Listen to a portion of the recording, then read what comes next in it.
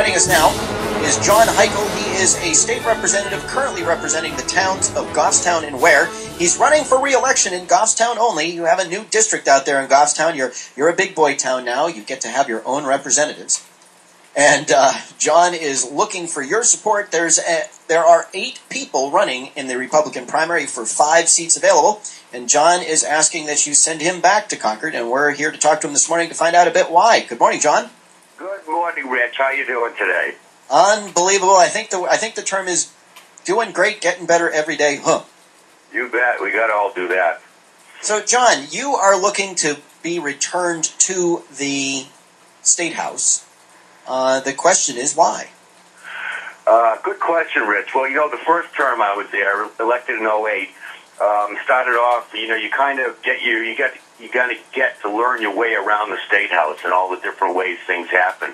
And we were in the minority that time. And then the second term, reelected in 2010, and appointed by the Speaker as Vice Chair of Transportation, you get to learn an awful lot more and start to really feel how government works and how the legislature works and how legislation is made and how the whole thing kind of comes together.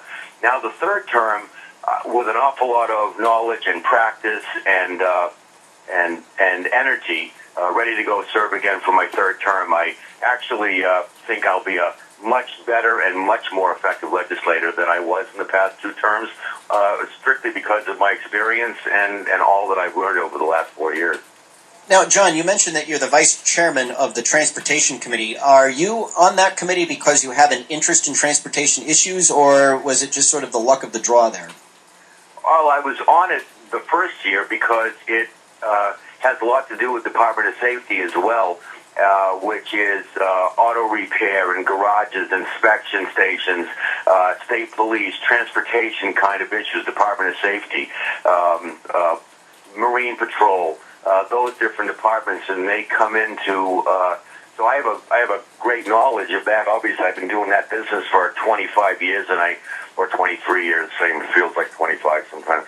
And so I have a lot of experience and great knowledge of that. So I felt it was an easy fit, and I wouldn't have to go in and learn something like being on the Judiciary Committee. As much as I would like to serve on that committee, I wouldn't know that much about it from the start. But transportation was just a natural for me.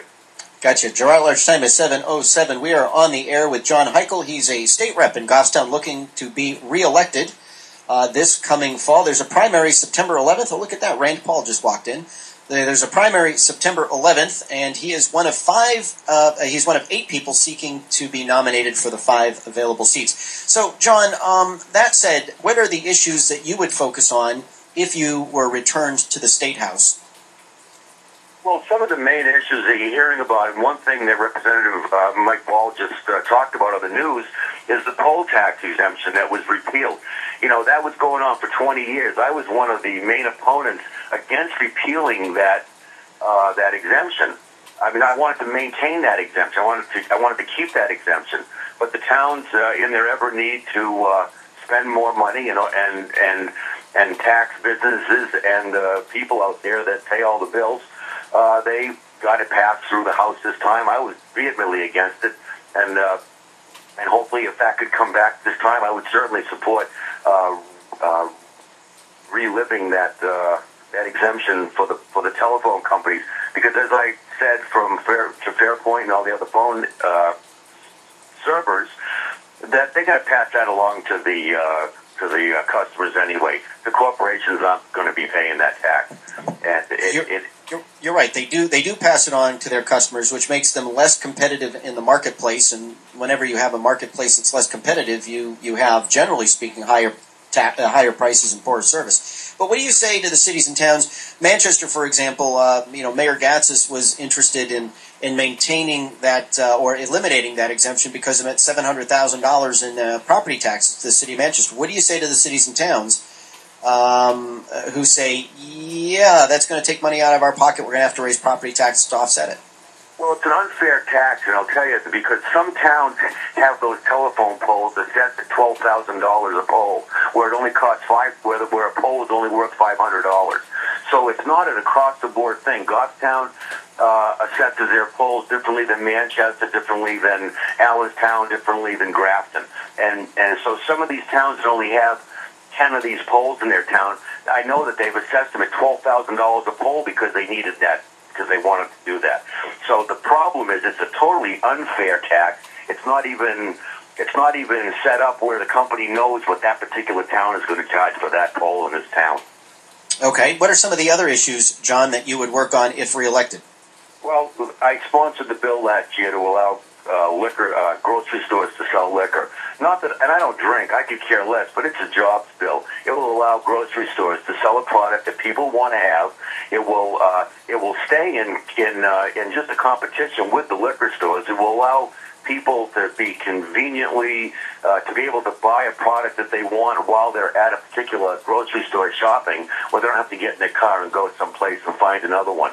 This isn't to get more liquor out there on the street. This is just to make it more convenient for the consumer. It will give businesses another product to draw more customers into their store.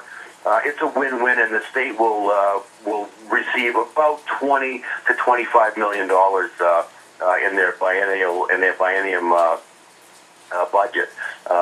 So it's a win-win all around. And the stuff that we're hearing about the Liquor Commission constantly lately, whether or not we should even have a Liquor Commission, is another issue that I would want to take on. Do you think the state should look into whether or not it should privatize the state liquor operation, or are you looking for some sort of other government regulatory scheme there? I'm not looking to privatize the Liquor Commission. They did that in Maine. It was a huge failure, and they know it. And they gave that business away. I would like the state to still maintain the state warehouse, but not necessarily have a monopoly on selling it to the consumer. Because all liquor that comes through the state goes through the warehouse. It's not even owned in the liquor stores.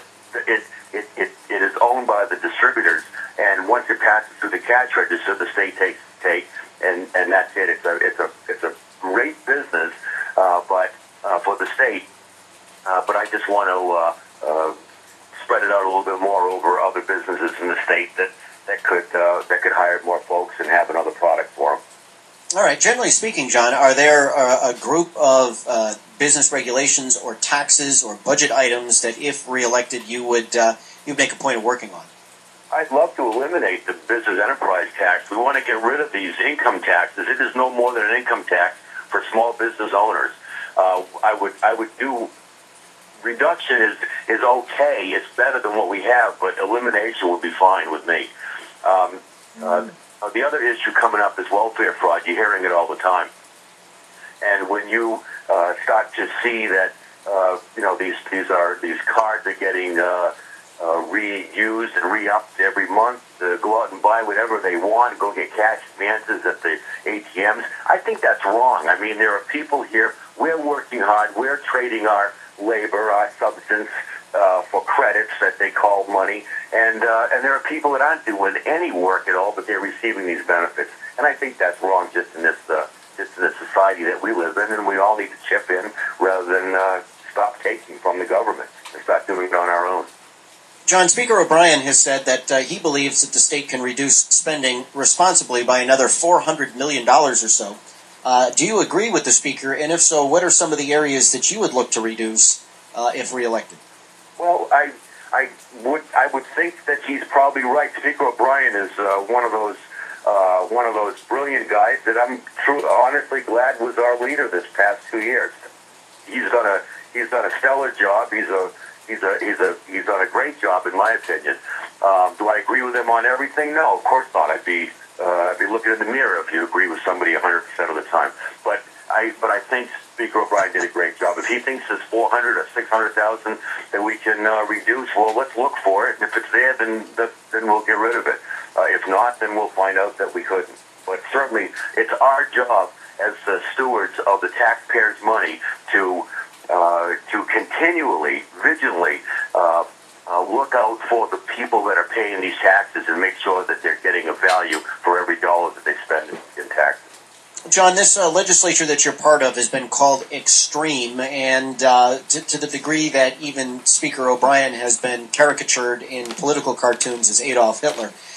What do you say to those critics who say that the legislature's gone too far in cutting spending. They've hurt programs. The needy are dying in the streets. You know, all that usual stuff. What is the right and proper role of government, I guess, is the question. But what do you say to the people who say that this legislature has been extreme in the measures it took to get the budget balanced? Well, I think it probably, I guess you might call it extreme because it was so extreme in the other direction for 4 years under the Democrat majority. So obviously, it has to be extreme just to come back to neutral from where we were heading down that the Democrats took us in the 4 years of their majority. And I think government's role is to provide basic infrastructure, basic tools, but stay out of the way of the private sector and let entrepreneurs grow and prosper, and that's where true jobs come from. John, if people want to learn more about your campaign, how can they do it? Well, they can stop by my repair shop, Uptown Auto, 578 Mass Road, Penardville, or you can look at www.hikel, Hikel, 4, FOR, rep.com. Or give me a call anytime. I'm on Facebook. I'm all around. You know, everybody is pretty familiar with me here in Goffstown. So, you know, please find me, stop by, and ask me a car question or a political question anytime. John Hikel, thanks for joining us here this morning on Girard at Large. We appreciate your being with us.